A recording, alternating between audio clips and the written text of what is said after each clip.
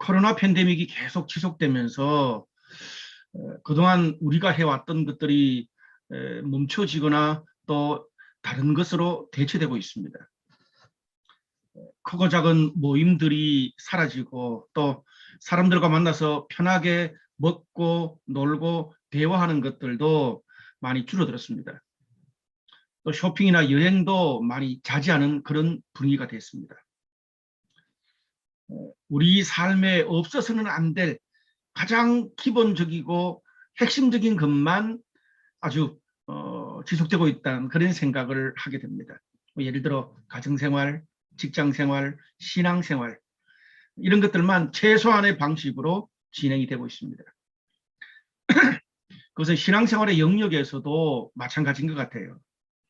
그동안 교회에서 해왔던 그런 모임이나 훈련들이 또 예배도 온라인으로 대체되고 또 진행되지 못하고 있는 그런 실정이 있습니다. 이런 상황에서 만약 누군가 여러분한테 신앙생활에서 다른 모든 것들이 다 멈추더라도 끝까지 계속되어야 될 것 한 가지만 당신이 말해보세요. 그러면 여러분은 무엇을 이야기하시겠습니까? 말씀 묵상? 이거는 뭐 글을 읽지 못하면 할 수 없어요. 영적인 훈련, 소그룹 모임, 봉사, 전도나 선교 이런 것들은요. 교회가 극단적인 상황에 처하게 되면 예를 들어서 초기 기독교 신자들 같은 경우에 박해의 상황이었습니다. 박해를 피해서 인적이 없는 깊은 산속이나 또 이렇게 카타콤 같은 그런 깊은 동굴에서 겨우 예배드릴 드릴 수밖에 없는 상황이었습니다. 그런 곳에서 이런 것들이 계속 진행되기는 쉽지 않습니다. 초대교회부터 그러니까 초기 기독교부터 중세까지 대부분 크리스찬들은 사실 이런 상황을 굉장히 많이 채해서 또 거기에 적응하게 됐습니다. 신앙생활하는 우리만 그런 어려움에 처한 것이 아니었습니다. 예를 들어 전혀 문화가 다른 해외 갔을 때 말도 통하지 않고 교단이나 교파도 다르면 거기서 어떻게 훈련을 받고 사역을 하는 것이 쉽지 않습니다.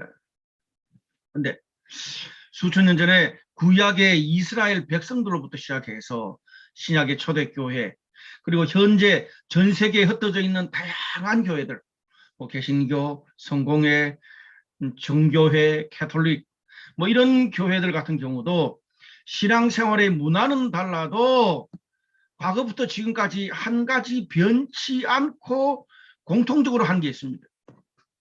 그게 바로 예배입니다. 기독교가 시작되던 처음부터 지금까지 역사 속에서 천재지변, 전쟁, 그리고 뭐 수없는 흑사병과 같은 전염병, 박해의 상황에서조차도 예배는 결코 멈추지 않았습니다. 왜 그렇습니까? 예배는 기독교 신앙의 존재 목적이고 본질이 되기 때문에 그렇습니다. 성경은요, 인간과 모든 피조 세계가 이 땅에 존재하는 이유, 목적이 하나님을 알고 또 하나님을 예배하는 것이라고 일관되게 말하고 있습니다. 그렇습니다. 우리는 예배하기 위해서 존재하는 사람들입니다.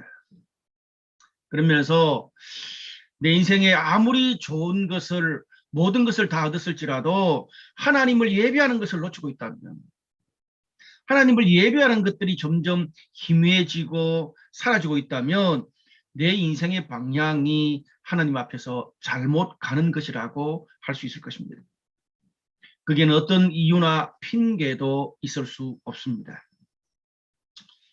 코로나 상황에서 우리가 드리는 예배의 어떤 방식들이 꽤나 많이 달라졌습니다. 모이지도 못하고 온라인으로 드리다 보니까 때로는 우리의 마음과 태도가 해이해지기도 하고 열정도 사라지기 시작하기도 합니다. 그런 상황에서 다시 한번 이 예배를 향해서 우리의 마음을 잡기 위해서 제가 다시 예배를 배우다라는 시리즈 설교를 하게 됐습니다. 이건 제가 또 지난번 설교 때 말씀을 드렸습니다만은 운영위원회를 하면서 운영위원들이 또 목회자들에게 또 이 예배를 위해서 도움을 부탁한 것이기도 합니다.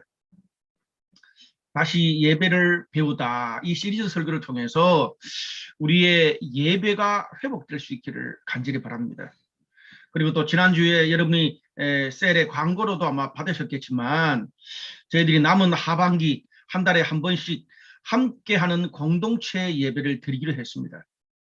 그래서 여러분들이 또 이번에 또 구글로 이렇게 여러분이 기도 제목 올리는 것들 거기 광고에 따라서 올려주시면 공동체 예배 드릴 때 여러분의 모든 성도들의 기도를 우리가 담아서 함께 기도할 수 있는 그런 시간을 갖도록 하겠습니다. 자, 그럼 먼저 한 두 가지 정도로 오늘 본문을 통해서 예배가 무엇인가 살펴보기로 합니다. 먼저 예배는 하나님의 영광을 찬양하는 것입니다.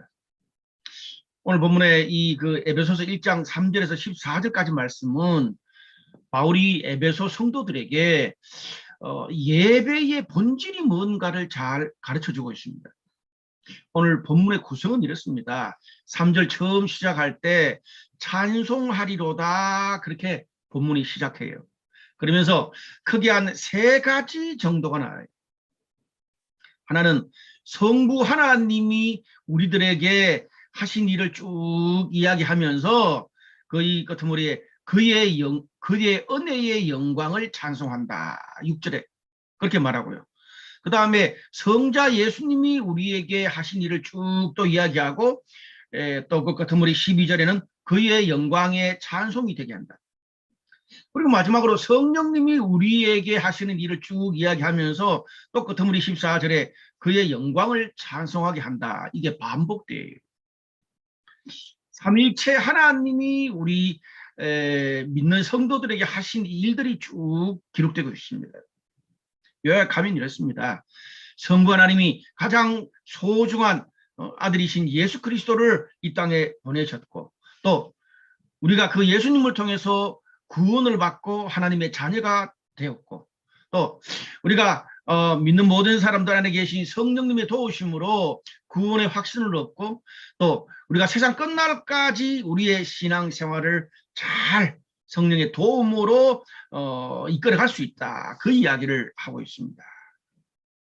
근데요, 여러분이 헬라어 원문으로 보면 오늘 우리가 읽었던 이 에베소서 1장 3절에서 14절이 긴 한 문장으로 되어 있습니다.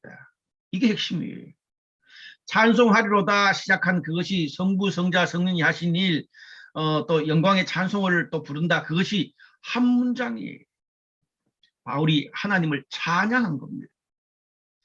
많은 성경학자들은 오늘 이 한 문장으로 된 이 바울의 찬양을 이 당시에 구약의 이스라엘 백성들이 예배 때 드렸던 송영이다. 그리고 또 초대 기독교에서 성도들이 예배 때 함께 읊었던 기도문이다. 그런 이야기를 하고 있습니다. 무슨 말이냐면 우리 오늘 박진 집사님과 함께 우리가 우리의 기도를 했는데 바울이 오늘 기록하고 있는 이 말씀이 찬송하리로다라고 시작된 이것이 예배 때 드렸던 우리의 기도 같은 그런 것이라고 보면 되겠습니다.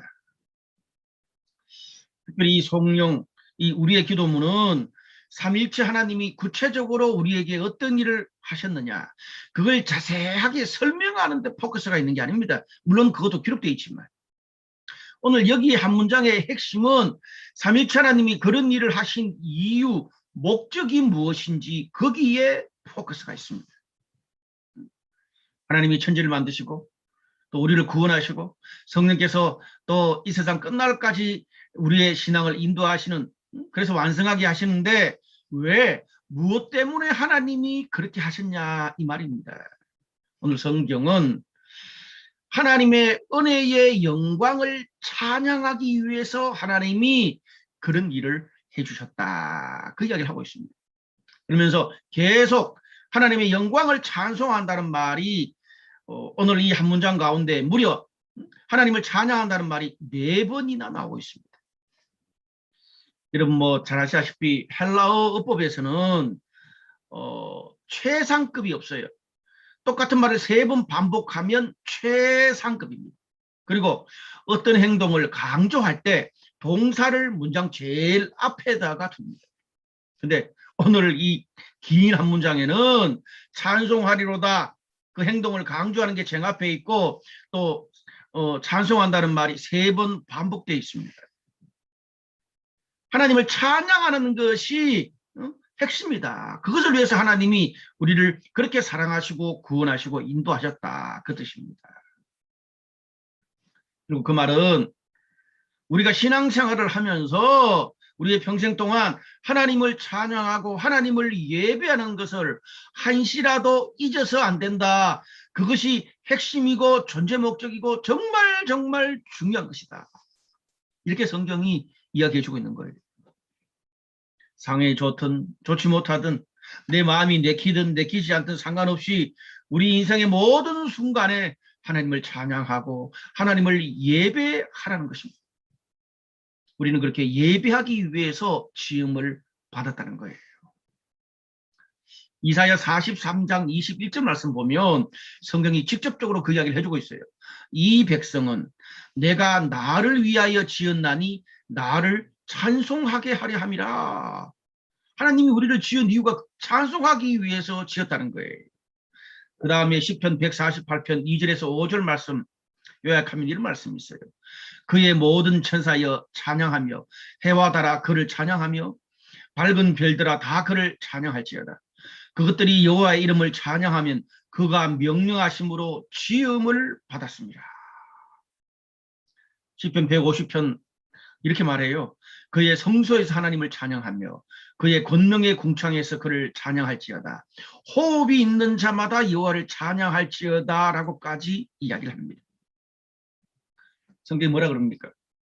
인간이 이 땅에 존재하는 이유는 천지를 만드신 하나님을 찬양하고 예배하기 위해서 지연받았고 있다는 말입니다. 인간뿐 아닙니다. 자연계, 생물, 무생물, 하늘과 땅의 모든 영적인 세력들까지도 하나님이 만드신 모든 피조물들이 하나님을 예배하기 위해서 창조되었다고 성경이 이야기해요. 여러분, 인간은 언젠가는 죽습니다. 우리가 가지고 있는 돈, 무덤까지 가져갈 수 없습니다. 우리가 산 그 건물들 언젠가는 사라질 거예요.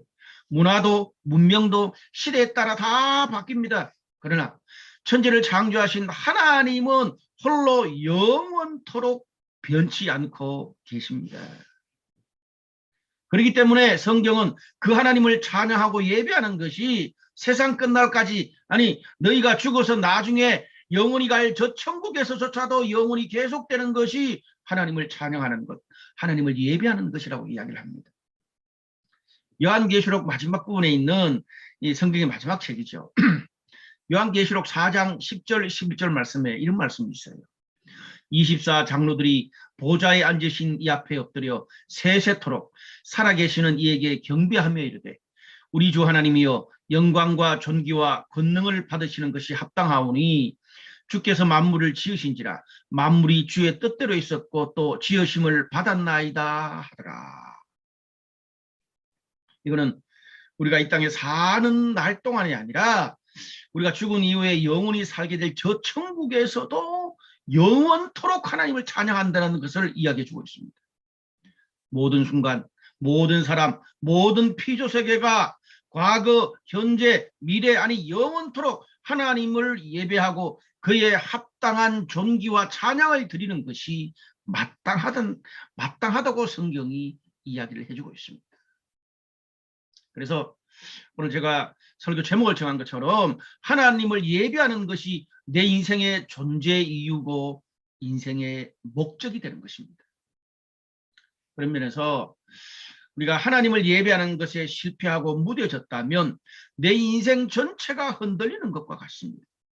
어떤 노력과 도움을 통해서 하나님을 예배하는 것을 다시 회복해야 될 줄로 믿습니다. 자, 예배가 내 인생의 존재의 이유라는 것은 방금까지 제가 말씀을 드렸고, 그렇다면 그 예배라는 게 뭘까요? 뭐 짧은 설교 시간이기 때문에 길게 말씀드릴 수 없지만 핵심만 좀 말씀을 드리면 예배라는 단어는 영어로 worship이라고 되어 있습니다. 근데 그 단어 안에 이미 그 의미가 다 녹아 들어가 있어요. 그래서 worship 가치 있는 이 말이잖아요. worth가 어떤 대상에 맞는 합당한 가치를 부여하고 그 가치에 걸맞는 예우 존중을 표한다는 뜻이 예배입니다. 여러분, 우리가 정말 대단하고 우리가 정말 인정하는 그런 사람이나 아니면 내 인생에 큰 도움을 준 분들한테 그에 합당한 존경과 감사를 표하잖아요. 선물도 드리고 또 중요한 날도 챙기고 또 대접할 때 정말 모든 예우를 갖춰서 또 대접을 하잖아요. 근데 문제는 그 사람이 얼마나 위대한 사람이고 가치가 있고 내한테 도움이 되는지 그 가치를 모르면 존경하고 싶어도 할 수가 없습니다. 예를 들어서 뭐 여러분이 일하는 분야에서 이 사람은 정말 세계 최고의 사람이다. 막 만나면 흥분되고 막 사진 찍어 그리고 뭐 페이스북이나 또 인스타에 올리고 싶잖아요. 제가 일하는 분야 또 신학 분야에 그런 분들이 있습니다. 물론 뭐 고인 중에 한 분이지만 레슬리 뉴비긴, 또 현재 살아있는 분들 중에 미국 뉴욕에서 목회하셨던 티모시 켈러, 이런 분이 만약에 한국에 와서 저하고 식사를 하고 또 제가 목회 여러 가지 또 고민들을 또 질문한다면 아마 제가 막 사진을 찍어가지고 올리고 뒤로 넘어갔을 것 같아요. 근데 여러분은 뭐 레슬리 뉴비긴, 티모시 켈러 내 할 바 아니잖아요. 누군지도 모르잖아요. 그 사람이 얼마나 귀하고 뭐 큰 사람인지도 모르잖아요. 그래서 여러분, 우리가요 상대의 가치를 아는 만큼 예우하고 존경할 수 있습니다. 알아야 존경해요. 이건 하나님을 예배하는 것도 마찬가지입니다. 우리가 하나님을 아는 만큼 또 그것을 내 삶에 경험하는 만큼 내가 은혜 받고 내가 도움 받은 만큼 하나님을 예우하고 존경하고 높여드릴 수 있어요. 주변에서 뭐 하나님은 위대한 분이다, 천지를 창조한 분이다, 나를 구원한 분이다, 매 순간 하나님을 예배해야 된다 많이 들었어요. 근데 아무리 많이 들어도 내가 그걸 잘 모르고 내가 직접 내 삶에서 경험하지 못하면 간절히 예배할 마음이 생기지도 않고 그 예배 시간에 정말 예배 시간을 소중히 여기고 헌신할 마음도 생기지 않습니다. 경험하지 못하면. 그래서 오늘 본문에서도 바울이 하나님의 영광을 찬송하는데 성부 하나님이 어떤 분이고 성자 예수님이 뭘 하셨고 성령님이 우리를 어떻게 인도하시는지 설명해 주면서 하나님을 찬양하고 있는 겁니다. 내가 이런 하나님을 경험했다 이거예요. 우리가 이런 하나님을 경험했기 때문에 그 하나님을 찬양하고 높여드린다는 거예요. 근데 우리가 이 바울이 하나님을 찬양하는데 이 쓰는 단어 하나, 중요한 단어 하나가 나오는데 영광이라는 단어입니다. 은혜의 영광을 찬양한다. 성부 하나님의 은혜의 영광을 찬양한다. 성자 예수님의 영광을 찬양한다. 그리고 성령 하나님의 영광을 찬양한다. 하나님의 영광을 찬양한다고 계속 나오고 있습니다. 근데 이 하나님의 영광이란 말은 우리가 일상생활에서 굉장히 많이 쓰는 말이에요. 많은 우리 크리스찬들이 하나님의 영광을 돌립니다. 하나님께 영광 돌리며 살고 싶습니다. 그런 말을 많이 하잖아요. 근데 정작 하나님께 영광을 돌리는 게 뭘까요? 여기 오늘 이 강조하고 있는 이 영광이란 단어는 헬라어로 독사라는 말입니다. 독사가 아니고 독사라는 단어인데 이 그 사전적인 의미는 어떤 것이 찬란하게 빛나고 영화롭고 가치 있게 여김받는 것, 그게 영광입니다. 근데 이 단어가 하나님께 쓰여져서 하나님의 영광이 될 때 다른 피조물과 다른 하나님만의 고유한 본성을 이야기하는 것이고 또 하나님이 하셨던 그 위대한 일에 대해서 합당한 권위, 존경을 바치는 것, 그것을 하나님의 영광이라고 말합니다. 근데 이 하나님의 영광을 성경 전체를 통해서 학자들은 한 3가지 정도로 정리를 합니다. 그게 사실 오늘 성부, 성자, 성령 하나님이 하시는 일과 일맥상통하는데요. 첫 번째는 하나님의 영광이라는 말이 피조물과 다른 하나님만의 고유한 본성을 이야기합니다. 예를 들어 외적으로 하나님의 영원하심, 또 하나님이 어디서나 계시는 무소부재, 또 하나님이 말씀 한마디로 천지를 창조하신 전지전능하신 능력, 또 하나님의 성품도 거기에 포함됩니다. 거룩하심, 공의로우심, 선하심, 사랑하심, 자비하심, 정말 한번 말씀하신 것을 끝까지 지키는 신실하심. 우리 피조물과 다르잖아요. 그리고 또 한 가지는 그 하나님의 능력과 성품이 인간과 피조 세계에 나타나서 영향을 미치는 걸 이야기합니다. 예를 들어 천지를 창조하시고요. 예수님을 보내시고요. 그래서 인간을 구원하시고 또 율법과 말씀을 주시고 또 교회를 세우시고 교회 사역을 통해서 하나님의 성품과 능력을 나타내시는 것. 그리고 마지막 3번째로는 그 하나님의 일하심을 통해서 사람이 변화되고 공동체가 변화되어서 하나님의 뜻대로 살고 사역하게 되는 것. 그것까지를 하나님의 영광이라고 이야기를 합니다. 그래서 우리가 하나님을 예배한다 그럴 때에 하나님의 그런 이 3가지, 하나님의 고유한 본성, 또 하나님의 성품과 능력이 드러나는 것, 또 그것으로 인해서 사람과 공동체가 바뀌는 것, 거기에 그 하나님의 영광에 우리가 참여하고 기뻐하고 그것을 내 삶에서 평생 이루고 갈망하는 것이 하나님께 영광을 돌리는 예배입니다. 우리가 삶의 모든 순간에 하나님을 예배하는 것이 우리의 존재의 이유라고 말씀드렸습니다. 그 말은 내 삶에 일어나는 모든 일 가운데에서 그 상황을 어떻게 바라보고 또 내가 하나님 뜻대로 어디로 가야 하고 또 그런 가운데 하나님이 주신 생각, 마음, 또 하나님이 주신 선한 그런 결단을 하게 될지 내 삶의 모든 순간에 그것을 하나님과 연결시키는 것입니다. 예를 들어 내가 여행을 갔어요. 너무나 멋져요. 제주도의 그 경치가 너무 멋져. 산토리니의 바다가 너무 멋지고 이 눈 내리는 로키 산맥이 너무 멋져요. 감탄만 하지 말고 그것을 만드신 하나님을 기뻐하고 찬양하라는 거예요. 여러분 인간이 거기에 뭔가 보탠 게 그냥 관광 명소로 좀 뭐 도로 깔고 뭐 여러 가지 좀 그런 것 한 것밖에 없잖아요. 하나님을 찬양할 수밖에 없는 일이에요. 우리가 힘들고 불안하고 침체되었었는데 또 어느 순간에 주일 예배를 통해서 훈련을 통해서 셀모임을 통해서 하나님을 더 깊이 알게 되었어요. 그 뭐예요? 하나님이 고유한 본성을 알게 된 거잖아요. 하나님께 영광 돌리는 거라고 제가 말씀드렸습니다. 또 그것을 통해서 나의 어떤 신앙이 회복되고 열정이 회복되었다. 그거 뭐예요? 하나님의 능력과 성품이 내 안에 역사한 거예요. 그것 또한 하나님의 영광에 찬송이 되는 겁니다. 왜? 여러분 힘들고 불안하다고 모든 사람들이 예배를 통해서 훈련을 통해서 셀모임을 통해서 회복되고 가는 건 아니거든요. 그런 상황 가운데도 그런 마음을 주시고 또 바쁜 가운데도 끝까지 참여하게 하셔서 은혜 받고 회복되게 하는 거 하나님이 하시는 거죠. 그동안 여러 가지 이유로 내 시간, 물질, 나의 뭐 가정, 직장, 삶의 방향을 하나님이 원하는 대로 살지 못했어요.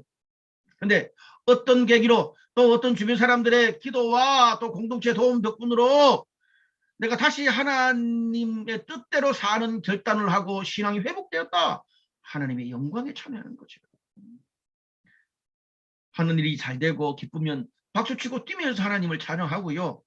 그러면 하나님 뜻대로 더 많이 드리고 봉사하고 다른 사람 도우면서 살면 돼요. 여러분 그렇게 하나님의 축복을 줬는데 또 그렇게 살면 하나님이 영광 받으실 맛이 나지 않겠어요?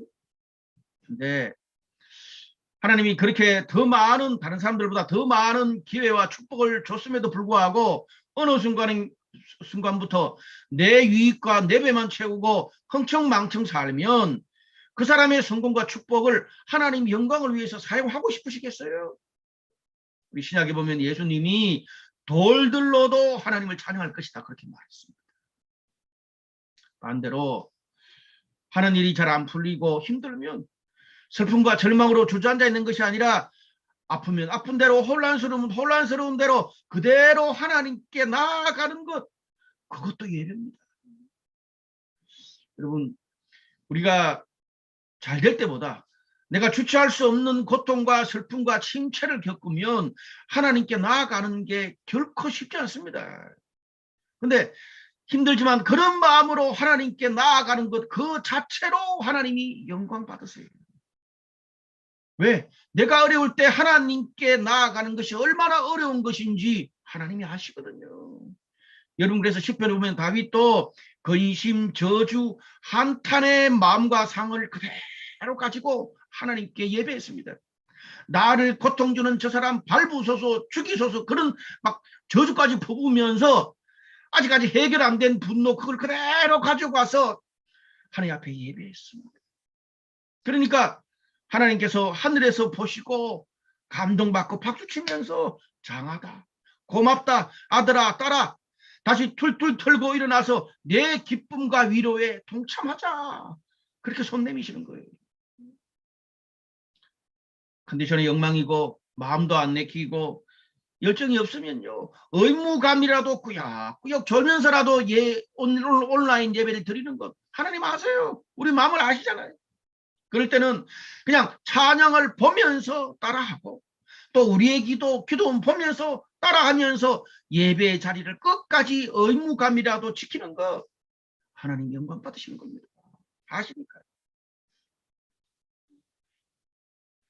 내가 속한 가정, 친구, 동료, 신앙 공동체 사람들이 혼란스럽고 깨어진 삶에서 회복되어서 주님 뜻대로 살게 되는 것, 또 내 주변의 사람들이 예수님을 알고 예수님을 영접하게 되는 것, 하나님이 영광 받으시는 거죠.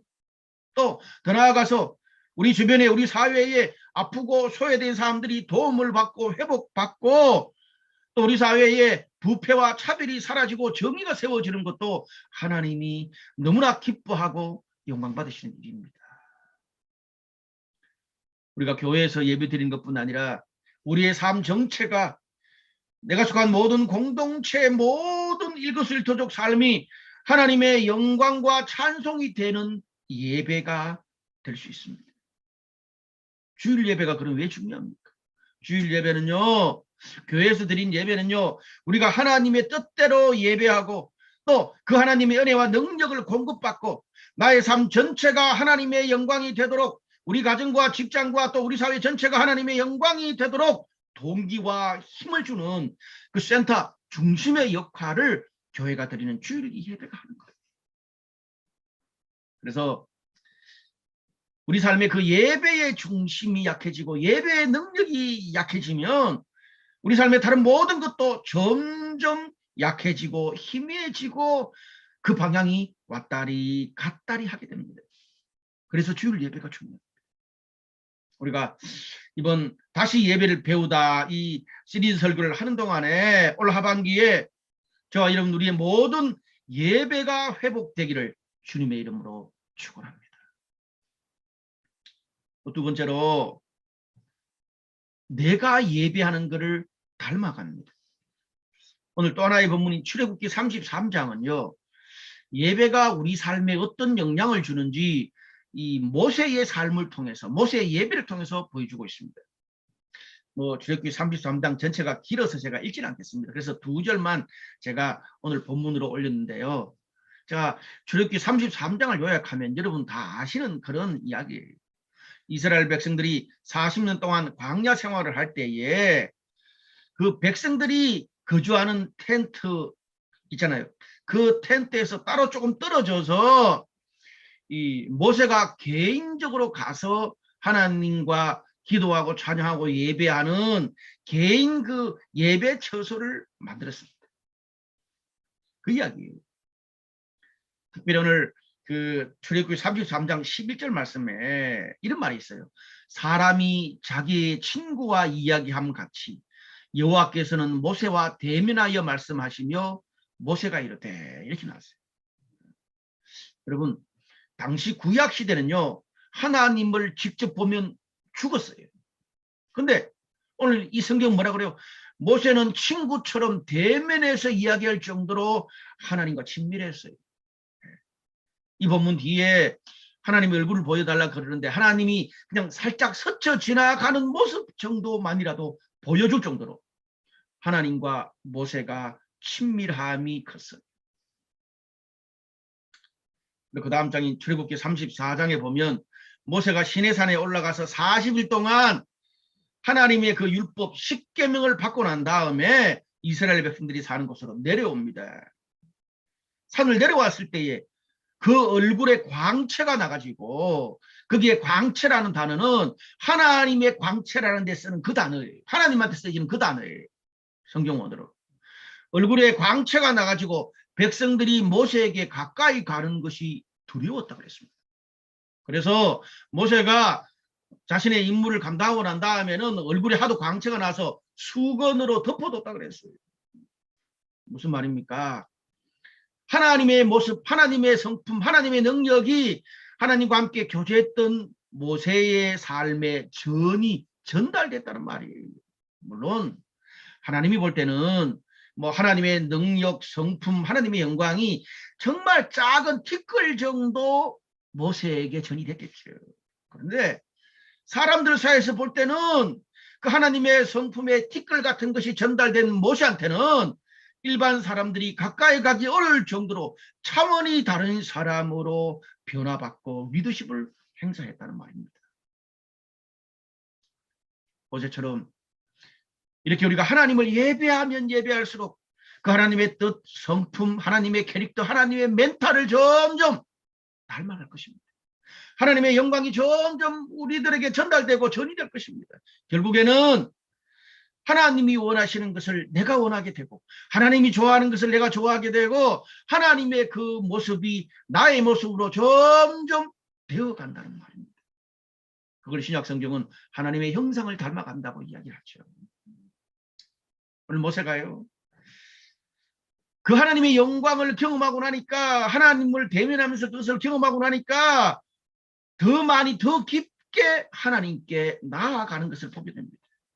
여러분, 우리 삶에서도요, 선한 것도 무익한 것도 악한 것도 빠질수록 점점 더 깊게 들어가고 더 그걸 갈망하고 찾게 되어 있습니다. 그런 면에서 예배는요, 그 예배를 받는 하나님도 기뻐하고 또 그 예배를 드리는 우리도 기뻐하고 하나님과 우리 예배 드리는 상호 간의 시너지 효과가 생기는 게 예배입니다. 내가 지금 힘들어 죽겠는데 무슨 예배를 드리냐. 내가 지금 삶에 여유가 없는데, 그리고 내가 지금 공황에 중독에 빠져서 지금 죽어가고 있는데, 먹고 살 그런 매일 먹고 살 돈도 없이 신용불량으로 지금 살고 있는데 무슨 예배를 드리냐. 그렇기 때문에 예배를 드려야 됩니다. 하나님을 예배해야 됩니다. 여러분, 우리가 병원에를 왜 갑니까? 병을 고치려고 병원에 가잖아요.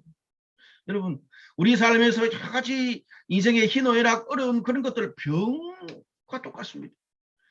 그런 우리의 힘든 것, 어려운 것, 그런 병들을, 그런 피로들을 하나님 앞에 체험받고 고치기 위해서 하나님께 나아가고 예배드리는 건데, 아이고 내 병 다 고치고 난 다음에 하나님께 나아가지, 내가 죄가 없으면 하나님께 나아가지, 필요한 것들이 하나도 없이 다 채워지면 하나님께 나아가지, 그때는 하나님께 안 나가도 돼요. 그 말입니다. 우리가 성경을 보면 하나님은 당신의 영광을 위해서 예배하라고 하지만 또 다른 한편으로 예배드리는 우리를 위해서 예배하라고 말씀하세요. 출애굽기 33장 18절 19절 말씀을 보면 이것을 알고 경험했던 모세는 하나님께 이렇게 요청합니다. 저는 오늘 모세가 하나님께 기도했던 이 심플한 한 문장의 기도가 저와 여러분 우리들의 기도가 됐으면 좋겠어요. 출애굽기 33장 18절 19절 모세가 이렇게 하나님께 요청해요. 원하건대 주의 영광을 내게 보이소서. 뭐요? 주의 영광을 내게 보이소서. 모세의 그 기도를 들은 하나님께서 어떻게 말씀하세요? 여호와께서 이르시되 내 모든 선한 것을 내 앞에 지나가게 하고 여호와의 이름을 내 앞에 선포하리라. 나는 은혜 베풀 자에게 은혜를 베풀고 긍휼히 여길 자에게 긍휼을 베푸느니라. 그렇게 이야기하고 있습니다. 하나님 은혜 베풀 자에게 은혜 베풀고 긍휼을 베풀 자에게 긍휼을 베풀어요. 근데 은혜를 받고 긍휼을 받으려면 어떻게 해요? 모세처럼 하나님께 그거를 구해야 돼요. 모세가 왜 하나님의 영광을 내게 보여달라고 기도했을 거예요. 그 하나님의 영광을 경험하면 경험할수록 하나님의 능력, 성품, 멘탈이 자기 안에 들어와서 변화된 놀라운 삶을 하나님의 능력으로 하나님의 사랑으로 내 삶을 살게 된다는 것을 알았기 때문입니다. 여러분, 인간은요, 자신이 간절히 갈망하는 그것을 어떤 방식으로든지 꼭 하게 되어 있습니다. 꼭 해요. 또 간절히 추구하고 지속적으로 추구하면 닮아갑니다. 좋아하는 음식을 먹고 내가 추구하는 그런 좋은 음식, 좋아하는 음식 먹어요. 계속. 그런 또 맛집을 찾아다니고 내가 좋아하고 추구하는 그런 음반, 옷, 장비를 비싼 돈 들여서 사고 또 내가 좋아하는 어떤 물품들은 희귀한 아이템들은 며칠씩 텐트를 치고 자고 줄을 서면서까지 기다리고요. 말이 안 통하면 번역기라도 돌려가지고 그 정보를 알아내고 또 그것을 사기 위해서 그걸 경험하기 위해서 먼 해외까지 많은 돈 들여서 여행하는 것을 아깝게 생각하지 않습니다. 거기서 멈추지 않아요. 또 나와 같이 그것을 좋아하고 추구하는 사람들과 동호회까지 만들어 뭐예요? 공동체까지 만들어 거기에 시간과 물질과 에너지를 들이는 게 하나도 아깝지 않아요. 코로나가 왔어요. 제가 그런 사람 보면 코로나가 와도 어떤 방법을 써서라도 그것을 계속하고 누릴 수 있는 방법을 찾아내더라고요. 어떤 환경도 그들을 막을 수 없습니다. 무슨 말입니까? 그걸 영적으로 표현하면 그것이 내 인생의 목적과 비전이 되어 간다는 거예요. 그것이 그래서 매니아가 나오고 덕후가 나오는 거예요. 여러분, 우리가 세상에서 매니아, 덕후라고 말하는 그것을 성경은 예배, 월십이라고 표현을 합니다. 예배가 뭡니까? 모세처럼 나의 모든 것을 다 들여서 전심으로 갈망하고 담고 싶은 것입니다. 그것이 바로 예배입니다. 모세는 하나님을 예배하는 덕후 매니아였습니다. 여러분은 오늘 여러분의 삶에서 무엇을 예배하는 매니아 덕후입니까? 말씀의 결론을 맺을게요. 여러분 혹시 켈트족이라는 민족을 들어보셨습니까? 이 켈트족은요, 이 북유럽 사람들, 그 북유럽 사람들의 조상입니다. 특별히 또 이 영국 같은 경우는 영국 이쪽에 스코틀랜드, 아일랜드까지 포함하는 그들의 조상입니다. 이 켈트족은요, 기원전 6세기부터 4세기까지 이태리, 프랑스 남부, 독일, 영국에 정착했던 민족입니다. 근데 아주 거칠고 싸우는 걸 좋아하고 전쟁에 능한 정말 폭력성이 강한 호전적인 민족이라고 역사적으로 기록하고 있습니다. 야만족에 가깝습니다. 그런데 이런 켈트족이 집단적으로 하나님을 믿게 됐어요. 회심했다는 말입니다. 그래서 이런 야만인들이 정말 이 집단적으로 믿고 하나님을 경험하고 난 다음에 그들이 나중에 멋진 수도원을 중세에 세우고 정말 신앙적으로 뛰어난 그런 사역들을 너무나 많이 하는 걸 볼 수 있습니다.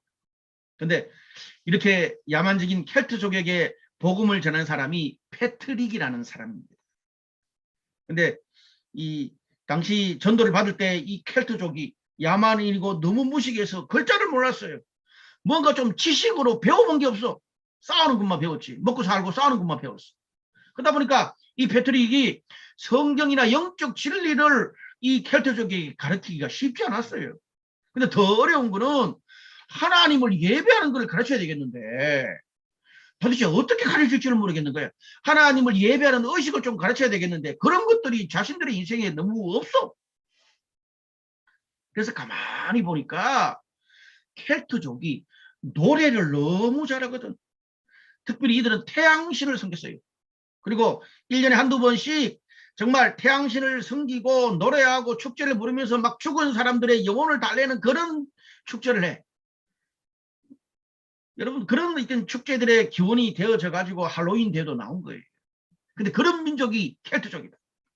노래를 너무 잘하니까 패트릭이 보고 그들한테 맞는 하나님을 예배하라는 것을 고안했어. 그게 뭔 줄 아십니까? 너무 생뚱맞아요. 별거 없어요. 사람들 몇 명이서 그냥 자연을 봅니다. 사람들 몇 명이서 자연 앞에 딱 서게 하고 그 어떤 악기도 없이 목소리로 계속 돌림노래 부르거나 코러스로 찬양만 계속 부르게 하는 겁니다. 어떤 설교도 없고 우리의 기도도 없고 그를 알아야 우리의 기도를 하지. 어떤 예식도 없어요. 그냥 주구장창만 사람들이 모여가지고 하늘을 보고 산 보면서 바다 보면서 찬양만 계속해. 이것이 반주 없이 목소리로만 하나님을 찬양하는 아카펠라 찬양의 유래가 됐다고 합니다. 이 켈트족은요. 무식하고 그리고 하나님의 진리를 잘 알지 못했지만 듣고 배운 대로 기쁘고 행복해도 찬양했고 힘들고 울면서도 찬양했고 죄에 빠지고 유혹에 빠지고 중독에 빠져서 답답한 마음으로 찬양했고 사랑하는 친구가 죽어갈 때도 함께 모여서 찬송가를 부르습니다. 그런데 놀라운 것은 그들의 예배라는 게 그냥 함께 모여서 찬송하는 것밖에 없어요. 기뻐도 찬양하고 힘들어도 찬양하고 자연 보며 찬양하고 죽어가면서 찬양하는 거. 그게 그들의 예배의 다였는데 그 단순한 예배 가운데 하나님의 영광이 임하고 폭발적인 하나님의 은혜가 임해서 부르는 사람도 변화되고 그걸 듣는 사람들이 성령을 받기도 하고 그래서 켈트족 전체가 변화됐다는 이야기가 있습니다. 얼마나 놀랍습니까? 그게 비하면 우리 얼마나 하나님을 고상하게 찬양하고 얼마나 멋진 악기로 하나님을 찬양합니까? 그 어떤 악기, 어떤 설교, 어떤 예시가 없이 모여서 하나님을 찬양하기만 해도 하나님의 영광이 그들 가운데 머물렀다는 이야기. 사랑하는 여러분, 어떤 상황에서도 하나님이 주시는 힘과 능력으로 너끈히 이기고 하나님의 뜻대로 살아갈 수 있는 힘이 예배 안에 있습니다. 하나님의 영광 안에 있습니다. 그 하나님을 찬양하고 예배하시길 바랍니다. 느헤미야 8장 10절은 이렇게 말합니다. 여호와로 인하여 기뻐하는 것이 너희의 힘이니라. 다시 한번요. 느헤미야 8장 10절 따라합시다. 다음 따라합시다 여러분. 여호와로 인하여 기뻐하는 것이 너희의 힘이니라. 다시 한번 여호와로 인하여 기뻐하는 것이 나의 힘이다. 오늘 그 예배의 힘과 능력으로 살아가는 우리 모든 블루라이트 성도 되시기를 주님의 이름으로 축원합니다.